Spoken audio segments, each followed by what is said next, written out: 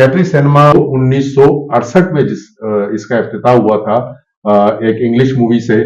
और Capri M A जेनारो के इर्द गिर्द तकरीबन 20 से 22 सिनेमा है, जो कि अच्छे सिनेमा है। उसमें बड़े अच्छे मयारी सिनेमा है। या थे? थे, हाँ। सॉरी। अब थे के हवाले से तो मुझे बड़ा अफसोस से कहना पड़ता है कि अब कैप्री को भी हमें कहना पड़ेगा कि था। कैप्री सिनेमा था।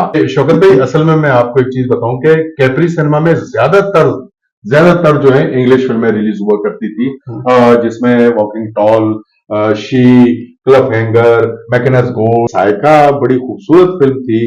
परवेज मलिक साहब की एक फिल्म थी मेहमान, जिसमें राहत काजमी और बाबर शरीफ एक साथ थे, और ये सुपर डुपर फिल्में थी दोनों।